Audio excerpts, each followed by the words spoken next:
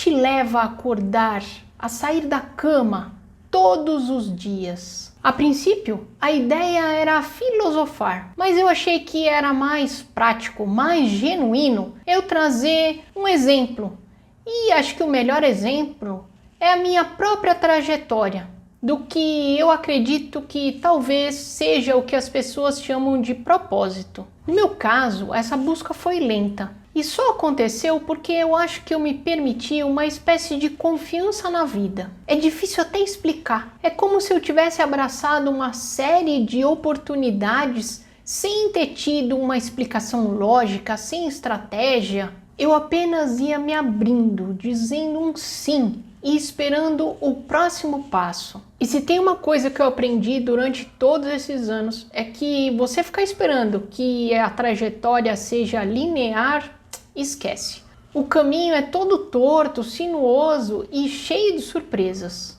E se você não se permitir realmente olhar com carinho para as oportunidades quando elas aparecem, com consideração mesmo, e se deixar conduzir pela vida, ela não acontece. Hoje em dia posso afirmar com clareza, com convicção mesmo, de que não é o despertador, não são as obrigações, nem a oportunidade de ganhar dinheiro.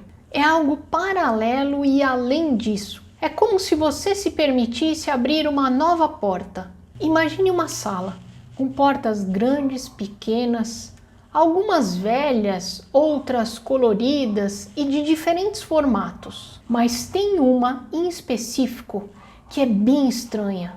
E você olha e pensa que jamais iria se aproximar. Só que aqui a história muda. Vamos imaginar que você decidiu abrir essa porta. E mais do que isso, você decidiu ultrapassar essa porta. E foi exatamente isso que eu fiz. Há quase 30 anos eu atuo na área da comunicação. E nesse período houve um momento em que eu me senti travada. Os trabalhos que eu realizava naquele formato já não faziam mais sentido para mim. Estavam desconectados da minha essência. Até que um dia, depois de 18 anos do meu primeiro contato com um grupo de dinâmicas Hellinger, que me ajudou muito em algumas tomadas de decisão, eu resolvi estudar mais a fundo essa abordagem.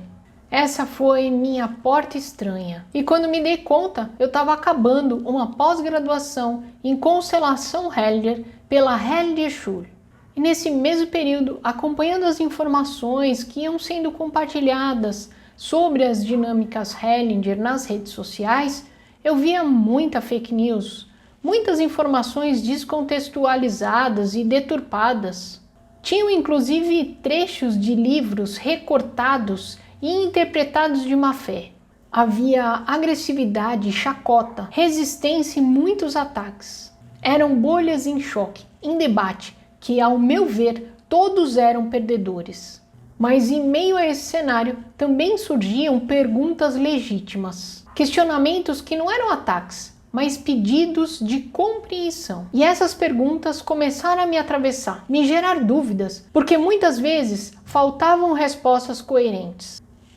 Abrindo um parêntese, a meu ver, ainda existem muitos problemas. Justificativas aleatórias por meio da física quântica que envolve misticismo. Interpretações distorcidas que conectam psicologia às fases iniciais do trabalho de Hellinger, que culminou em manifestações e pronunciamentos de órgãos sérios, que bem provavelmente foram impactados por conteúdos de pessoas influentes nas redes sociais que usaram de autoridade para conduzir políticas públicas para interesses individuais. E aqui eu fecho esse parêntese, porque não é o foco desse vídeo. Aliás, gravei um outro vídeo falando exatamente sobre isso, que é como as crenças manipulam. Eu vou deixar o link aqui na descrição. Continuando minha trajetória, a partir desse contexto eu comecei a sentir um incômodo. Meus colegas que tinham se formado junto comigo se intitulavam terapeutas, mas aquilo não fazia sentido para mim.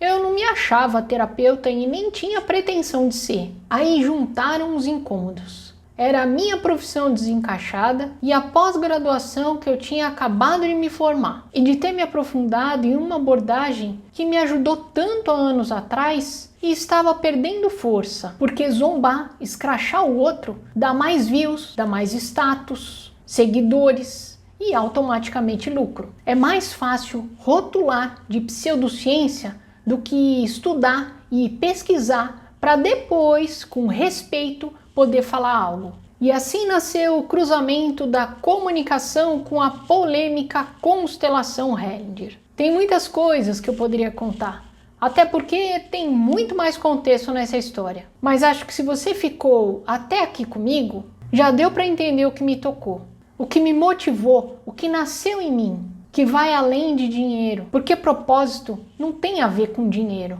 Tem a ver com um lugar que você ocupa no mundo. Eu pensei, se eu quero boas respostas, eu preciso pesquisar em universidades respeitadas, com profissionais sérios, competentes. Como eu moro em São Paulo, eu resolvi buscar a USP. Foi um trajeto de anos, mas depois de muita resiliência, a semiótica me achou. Tive a oportunidade de conhecer um professor e pesquisador que me apresentou a disciplina de uma forma mágica. Para vocês terem uma ideia, eu assistia às aulas e em muitos momentos eu me emocionava.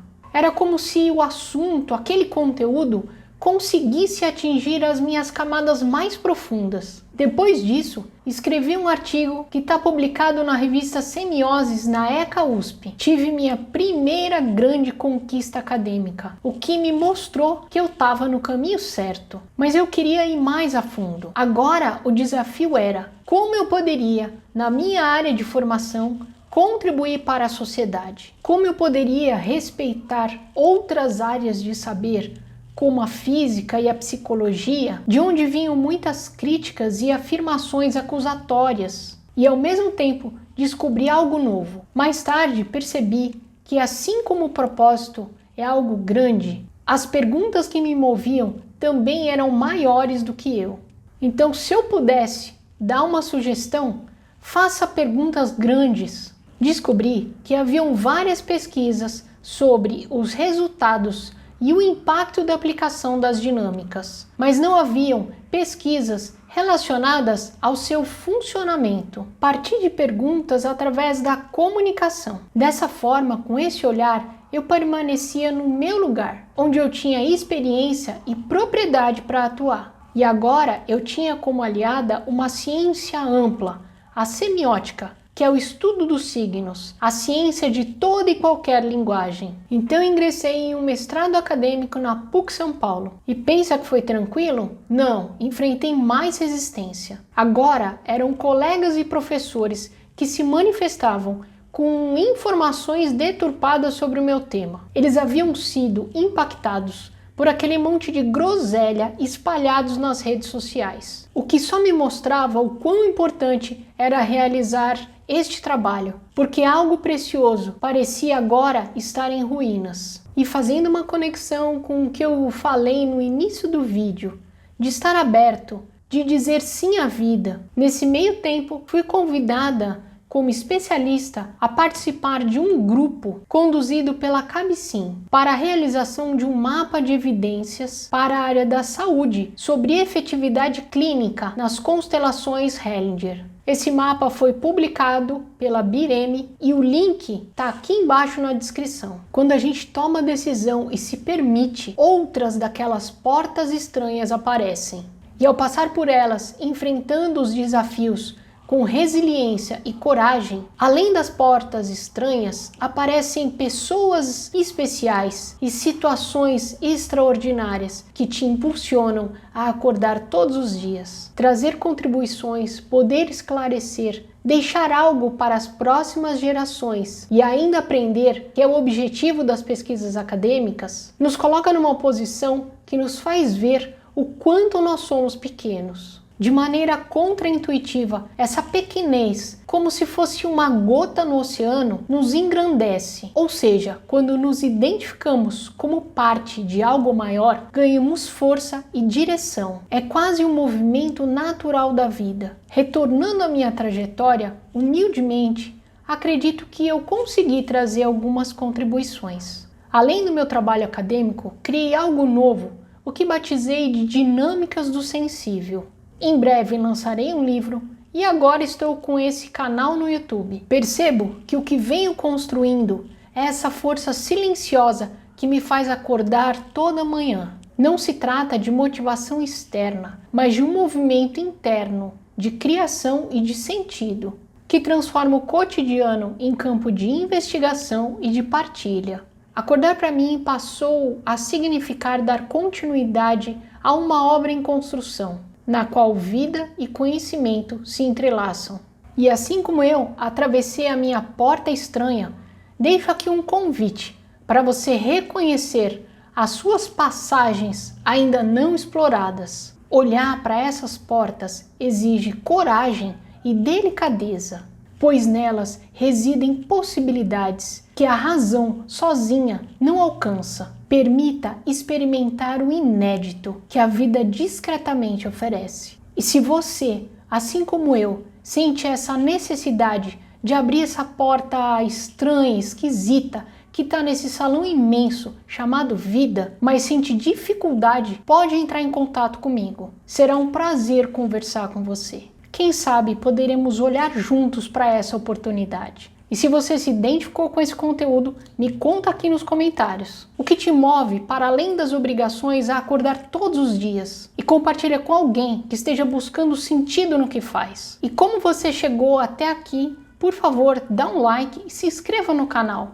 Esse pequeno gesto contribui para que eu possa levar outros conteúdos para mais pessoas. Obrigada por estar aqui, obrigada pela escuta, pelo tempo compartilhado. Te vejo nos próximos vídeos.